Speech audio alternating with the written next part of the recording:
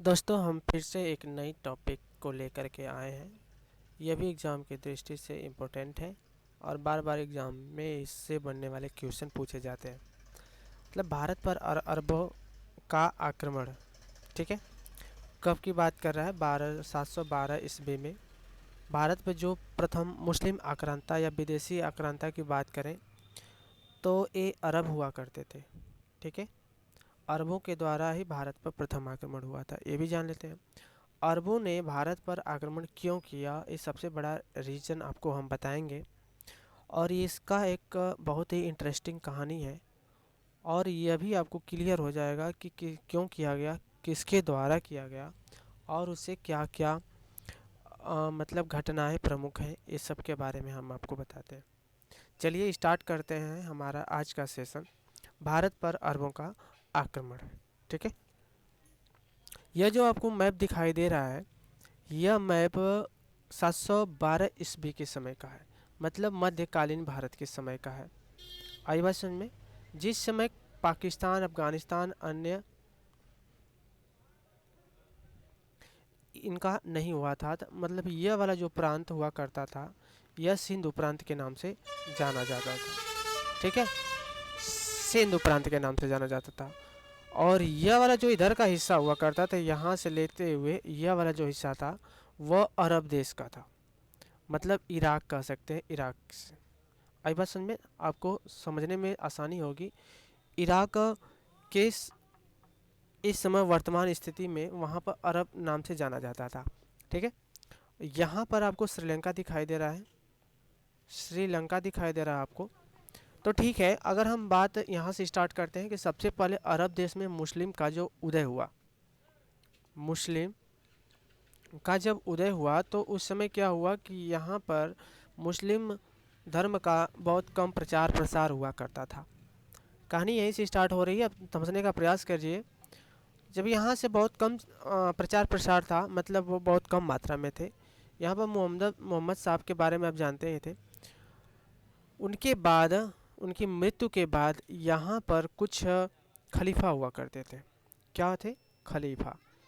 ध्यान समझिएगा, खलीफा कैसे कहते हैं? खलीफा का मतलब होता है धर्म को जिसकी निगरानी में प्रचार प्रसार किया जाए, मतलब धर्म गुरु कह सकते हैं, सीधी सीधी बात। जिसे खलीफा कहते थे, धर्म गुरु को खलीफा कहा जाता था, मतलब धर्म का प्रमुख जो होता था उसे खलीफा कहते थे। ठीक, सिंधु पर एक राजा शासन करता था जिसका नाम था दाहिर। क्या नाम था? दाहिर। आई बात समझ में? ठीक है, और यहाँ अगर हम बात करें श्रीलंका में, श्रीलंका यहाँ से, ये जो आपको दिख रहा है ये वाला जैसा, वो श्रीलंका हुआ करता था। यहाँ से अरबों का व्यापार चलता था। क्या चलता था? व्यापार इस माध्यम से होते हुए व्यापार किया करते थे और यहाँ भारत देश में भी उनका व्यापार हुआ करता था।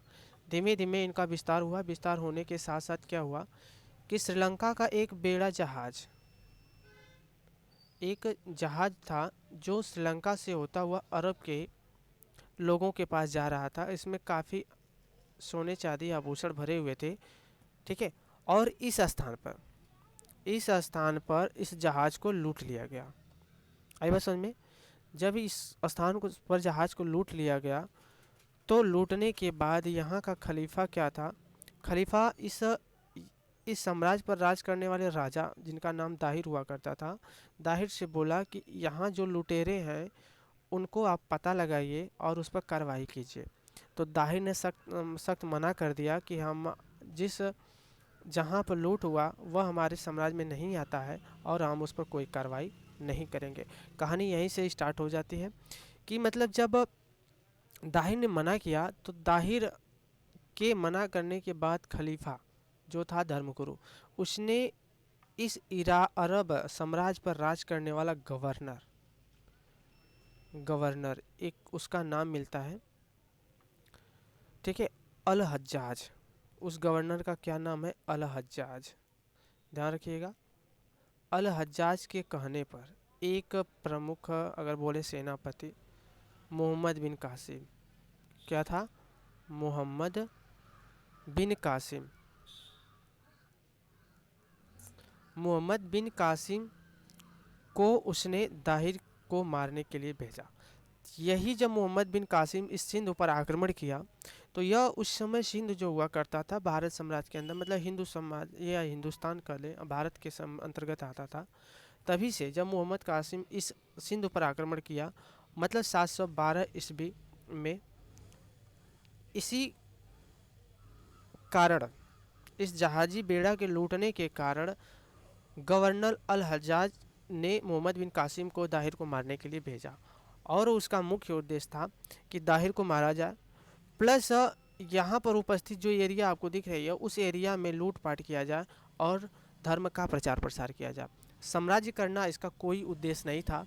इसका मेन उद्देश्य यह था कि केवल लूटपाट किया जाए और मुस्लिम धर्म का प्रचार प्रसार किया जाए। ठीक है, चलिए, तो अब ये कहानी थी। मेन रीज़न यही था कि श्रीलंका द्वारा भेजे गए अरब को जो जहाज़ भेजा गया था उसमें जो धन संपत्ति थी उसको उस धन संपत्ति को लूटने के बाद जो कार्रवाई हुई, किसके कहने पर हुई? गवर्नर अल हज्जाज के कहने पर मोहम्मद बिन कासिम सिंध पर आक्रमण कर दिया। ठीक है, यही सिंध पर आक्रमण आपको भारत अरबों का आक्रमण के नाम से जाना जाता है। अरब आक्रमण के नाम से जाना जाता है। ठीक है, अब कब से? वह 712 ईस्वी में अरब आक्रमण के नाम। ठीक है, और यह आपको पॉइंट नोट करना होगा, यह जरूरी है कि भारत पर आक्रमण करने वाला प्रथम मुस्लिम आक्रांता अरब हुआ करते थे। ठीक है, भारत पर प्रथम जो आक्रमण हुआ था, अरब आक्रमण की बात करें, मुस्लिम आक्रमण, भारत पर प्रथम मुस्लिम आक्रमण वह किसके द्वारा हुआ? अरबों के द्वारा हुआ। ठीक है, इसको नोट कर लीजिए। प्रथम जो विदेशी आक्रमण हुआ करता था मुस्लिम के द्वारा, वह अरबों के द्वारा किया गया था। ठीक है, और कब किया गया था आपको समय भी हमने बता दिया, 712 ईस्वी में किया गया था। आई बात समझ में? और कहाँ पर हुआ था, स्थान की अगर बात किया जाए तो अभी हमने बताया था सिंध प्रांत पर हुआ था। ठीक ना, उस समय सिंध के जो शासक हुआ करते थे, अगर हम शासक की बात करें सिंध पर, तो उस समय दाहिर नाम के शासक हुआ करते थे, दाहिर। और इसी दाहिर को उसने मार दिया। किसने मारा? इनके अगर बात करें, पहले दाहिर के बारे में जान लेते हैं। तो इनके दाहिर के पिताजी का नाम क्या था? पिताजी का नाम था चच। इसी चच का एक किताब लिखी गई है, चचनामा। इसके बारे में आगे चर्चा करेंगे। ठीक है, भारत पर प्रथम मुस्लिम अरबों द्वारा हुआ आक्रमण, अरबों द्वारा हुआ था। सन की बात करें 712 ईस्वी में। और आक्रमणकारी की अगर बात करें, आक्रमणकारी मोहम्मद बिन कासिम मुस्लिम आक्रमणकारी था। ठीक है, आगे अगर हम अगले पॉइंट की तरफ चलें तो कारण, अब यहाँ से नोट करिए कारण क्या था। कारण की तरफ, तो श्रीलंका के शासक, ठीक ना, श्रीलंका के शासक, अब नोट करिए, बहुत ज़्यादा लिख तो नहीं सकते, बट आप हमारी आवाज़ समझ सकते हैं, तो आप ध्यान दीजिएगा कि श्रीलंका के जो शासक थे उनके द्वारा जहाजी बेड़ा भेजा गया था। ठीक है, यहाँ से हम समझाते हुए चल रहे हैं। यहाँ जो जहाजी बेड़ा भेजा गया था, इस जहाजी बेड़े को सिंध के देवल थल्ला में लुटेरे द्वारा लूटे दिया गया। यह जो स्थान क्या था? देवल थल्ला। ठीक है, सिंध का जो यह वाला हिस्सा हुआ करता था यहाँ पर, उसका जो नाम था, जहाँ पर जहाजी बेड़ा को लूटा गया था, उसका नाम था देवल थत्ता। ठीक है, इस स्थान पर लूटा गया था। और इराक के गवर्नर कौन थे? इराक के गवर्नर उस समय हुआ करता था अल हज्जाज। ठीक है, वह खलीफा जो हुआ था, खलीफा मतलब धर्म गुरु जो हुआ करता था, उसका नाम था वालिद। खलीफा का नाम क्या था? वालिद। इन दोनों का ही षड्यंत्र मिल करके वहाँ पर एक शासक कर रहे हैं, सेनापति कर लिया जाए, या फिर एक व्यक्ति जो काफ़ी क्रूर और हिंसक हुआ करता था, जिसका नाम है मोहम्मद बिन कासिम। उसने दाहिर को मार दिया। किसको? दाहिर को मार दिया। आई बात समझ में? और काफ़ी धन जन की हानि पहुंचाई। ठीक है, कारण वही बता लें, कारण कि जहाजी बेड़ा को जो लुटेरे ने लूटा था उस पर कोई कार्रवाई न करने के कारण ही मोहम्मद बिन कासिम ने सिंधु पर आक्रमण करके दाहिर को मारा था। ठीक है, कारण आपको समझ में आ गया होगा कि जहाजी बेड़ा के न जो लूटा गया था उस पर न कार्रवाई करने के कारण दाहिर को मारा गया। ठीक है, और जब मोहम्मद बिन कासिम भारत पर आक्रमण किया था तो दाहिर और मोहम्मद बिन कासिम के बीच एक युद्ध हुआ था, जिस युद्ध का नाम रावर का युद्ध और रावर का युद्ध के नाम से जाना जाता है। इसका समय है 712 ईस्वी की बात करें। ठीक है, किसके बीच हुआ था? मोहम्मद बिन कासिम, मोहम्मद बिन कासिम के मध्य हुआ था प्लस दाहिर के मध्य हुआ था। ठीक है, इनके मध्य में यह युद्ध लड़ा गया था। ठीक है, और इसने कासिम ने किसको मार दिया? दाहिर को मार दिया, मतलब दाहिर की मृत्यु हो गई। ठीक है, यह इसकी स्टोरी है। और आगे बात करें तो दाहिर की पत्नी, इनकी दाहिर की पत्नी हो जिनका नाम था रानी देवी, ने भी कासिम के साथ बहुत संघर्ष किया। रानी देवी ने मोहम्मद बिन कासिम के साथ बहुत युद्ध लड़ा, लेकिन युद्ध न जीत पाए और उन्होंने सती व्रत अपना लिया, मतलब सती का पालन करते हुए आत्मदाह कर लिया। ठीक है, सती व्रत अपना करके आत्मदाह कर लिया, आत्मदाह कर लिया। ठीक है, और यहाँ से एक इम्पोर्टेंट क्वेश्चन बनता है कि मध्यकालीन भारत में प्रथम सती प्रथा का उल्लेख इन्हीं रानी देवी का मिलता है। ठीक है, यही प्रमाण मिलता है प्रथम सती होने का। कब? मध्यकालीन भारत में। ठीक है, जब मुस्लिम आक्रांतों ने भारत पर आक्रमण किया था। अगर हम आक्रमण की बात करें तो आक्रमण का जो उल्लेख है वह चचनामा में मिलता है। कहाँ पर? आक्रमण का जो उल्लेख है वह चचनामा में मिलता है। चचनामा एक प्रसिद्ध पुस्तक है। ठीक है, इसमें मिलता है। तो अब पहले चचनामा के बारे में जान लेते हैं। चचनामा क्या है, किसके द्वारा लिखी गई है? तो अगर लेखक की बात करें तो मोहम्मद बिन कासिम का कोई अज्ञात सैनिक हुआ करता था। यह किसके द्वारा लिखा गया प्रमाणित नहीं है, बट माना जाता है कि कासिम का अज्ञात सैनिक के द्वारा इस पुस्तक को लिखा गया है। और इम्पोर्टेंट ये जो चचनामा है ना, काफ़ी इम्पोर्टेंट टॉपिक के अंतर्गत आता है, इसको आप ध्यान दीजिए। ठीक है, और भाषा की बात करें तो उस समय की भाषा अरबी थी, तो वह जो पुस्तक है अरबी में लिखी गई है।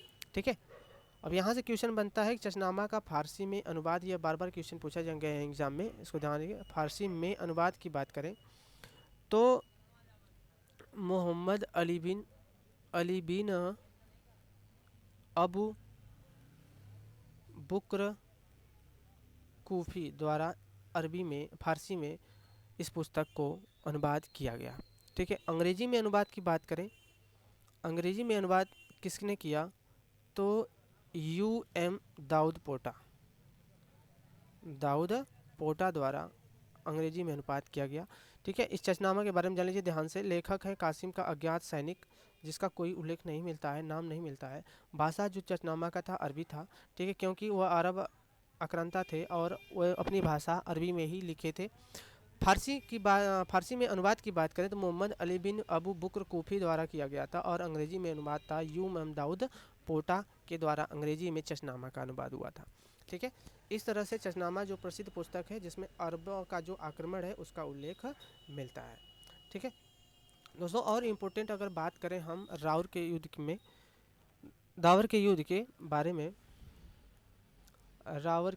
के बारे में, तो कासिम ने जब दाहिर को मार दिया तो उनकी दो पुत्रियाँ हुआ करती थी, दो पुत्री। उनका एक नाम मिलता है, पहली पुत्री का नाम मिलता है सूर्या देवी, सूर्या देवी, और दूसरी पुत्री का नाम है पारमल देवी। पारमल देवी। इन दोनों पुत्रियों को कासिम ने अपने पास रखा। कासिम ने अपने पास रखा, और ये भारतीय नारी का षड्यंत्र आप जानते ही थे। इनकी वजह से, इन्हीं दोनों पुत्रियों की वजह से कासिम मारा गया। कैसे मारा गया अब ये बता देते हैं कि कासिम ने जब इन दोनों पुत्रियों को अपने पास रखा, रखने के बाद क्या किया कि जो उसका गुरु हुआ करता था, धर्म गुरु, जिसे खलीफा कहते थे, खलीफा जिसका नाम वालिद मिलता है, वालिद को भेंट किया। इन दोनों पुत्रियों को वालिद को भेंट किया। भेंट करने के बाद वालिद बहुत खुश हुआ, लेकिन इन दोनों को षड्यंत्र की वजह से, इन दोनों के षड्यंत्र की वजह से क्या हुआ कि वालिद ने कासिम को मार दिया। क्यों मारा कि इन पुत्रियों ने बोला वालिद से कि वालिद साहब आप तो ईश्वर के समान हैं, लेकिन कासिम ने आपके साथ धोखा किया है, ठीक है, हम तो अछूत हो गए, लेकिन फिर भी आपको क्या किया, आपको भेंट किया। इस वजह से वालिद गुस्सा होकर के कासिम को मारने का आदेश दे दिया गया। कासिम को भैंसे के जो चमड़े होते हैं ना, उसमें लपेट करके लाया गया, और दम घुटने की वजह से मर गया। कासिम को भैंसे के चमड़े में, भैंसे के चमड़े में लपेट कर लाया गया, और दम घुटने की वजह से मर गया, ठीक है। लेकिन जब सत्यता की जांच, सत्य पता हुआ कि मतलब सूर्या देवी और पारमल देवी ने झूठ बोला था, जिसकी वजह से कासिम मारा गया, ठीक है, वालिद ने क्या किया कि इन दोनों पुत्रियों को, सूर्या देवी और पारमल देवी को दीवार में चुनवा दिया, दीवार में चुनवा दिया, ठीक है। इस प्रकार से कासिम मतलब मारा गया, और इनकी वजह से वालिद ने इन दोनों को दीवार में चुनवा दिया, ठीक है। यह था आपका अरब आक्रमण के बारे में जानकारी। और अन्य तथ्य भी यहाँ से मिलते हैं, तो अन्य तथ्य के बारे में भी जान लेते हैं। तो नोट कर लिए, यह मोस्ट इम्पोर्टेंट है आपके लिए, ठीक है। 1 पॉइंट करके देखते हैं, ठीक है। तो 1713 ईस्वी की बात करें, कासिम ने मुल्तान को बहुत लूटा। कासिम ने मुल्तान, एक राज्य है जो सिंध प्रांत का, वहाँ पर लूटा। मुल्तान को लूटा, एक राज्य की बात है। लूटने के बाद उसका एक नाम दे दिया सोने का नगर, सोने का नगर, क्योंकि वहाँ से अपार मात्रा में धन दौलत, सोना चांदी को लूट करके वह अरब ले गया था। इसी वजह से उसने इस मुल्तान स्थान को नाम बदल करके सोने का नगर या सोन नगर रख दिया, ठीक है। अगला पॉइंट दूसरा नोट कर लीजिए। कासिम ने 712 ईस्वी में सिंध को जीतने के बाद वहाँ जजिया कर लगाया। बहुत इंपॉर्टेंट है, कासिम ने लगाया था, इस बात को रखिए। प्रथम बार जजिया कर लगाया गया था, जजिया कर,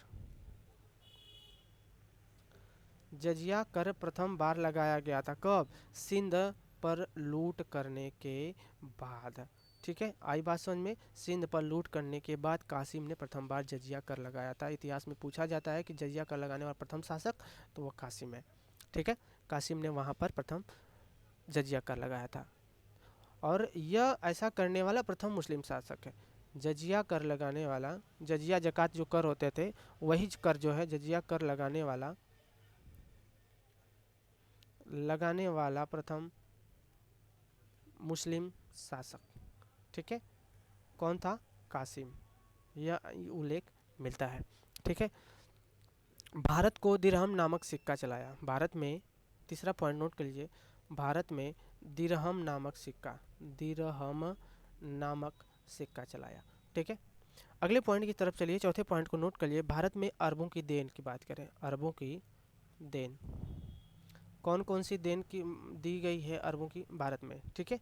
तो पहला है ऊँट पालन, ऊँट पालन अरबों की देन है। दूसरा खजूर की खेती अरबों की देन है, इस चीज़ को याद रखिएगा, ठीक है। अगला पॉइंट छठवां है, नोट कर लीजिए, इंपॉर्टेंट है यह भी। पंचतंत्र का अरबी भाषा में अनुवाद, पंचतंत्र का अरबी भाषा में अनुवाद। हमने आपको बताया था पंचतंत्र के बारे में, ठीक है। पंचतंत्र के पिछली वीडियो में आप देख लीजिए, वहाँ से आपको मिल जाएगा पंचतंत्र के बारे में। अनुवाद की हम बात करें तो जो अनुवाद हुआ था उसके किसके द्वारा किया, क्या कहलाता है? मतलब पंचतंत्र का अरबी भाषा जो अनुवाद है, किस नाम से जाना जाता है? कलीला, कलीला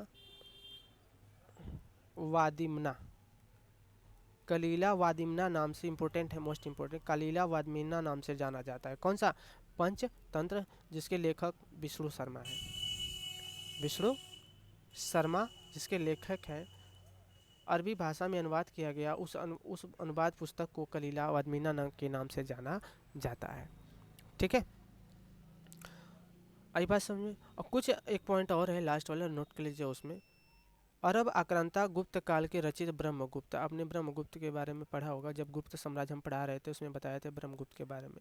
इनके द्वारा एक लिखी गई पुस्तक थी ब्रह्म सिद्धांतिका, ब्रह्म सिद्धांतिका। और एक पुस्तक है खंड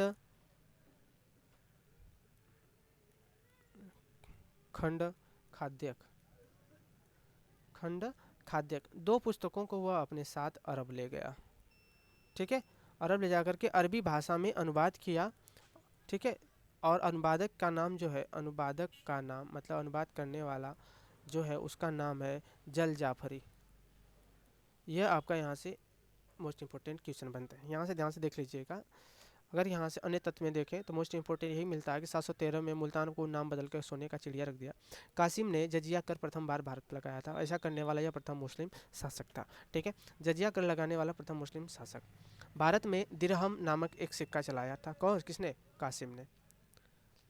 अरबों की देन क्या है? ऊँट और खजूर 2 अरबों की देन दी मानी जाती है। पंचतंत्र का अरबी फारसी में अनुवाद कहलाता है कलीला वादिमना नाम से जाना जाता है, अरबी अनुवाद। ठीक है, पंचतंत्र के लेखक जो हैं विष्णु शर्मा। यह भारत विश्व में प्रसिद्ध दूसरी पुस्तक है। प्रथम ऐसी प्रसिद्ध पुस्तक बाइबिल मानी जाती है। ब्रह्मगुप्त द्वारा ब्रह्म सिद्धांतिका और खंड खाद्यक 2 पुस्तकें हैं जिनको अपने साथ अरब ले गया और अरबी भाषा में अनुवाद कर गया। और अनुवाद करने वाला क्या किस नाम से जाना जाता है? और उस अनुवाद करने वाला व्यक्ति का नाम है जल जाफरी। दोस्तों, इस प्रकार यह आपका अरब आक्रमण के बारे में था। अगली वीडियो में हम आपको तुर्क आक्रमण के बारे में बताएंगे। धन्यवाद दोस्तों।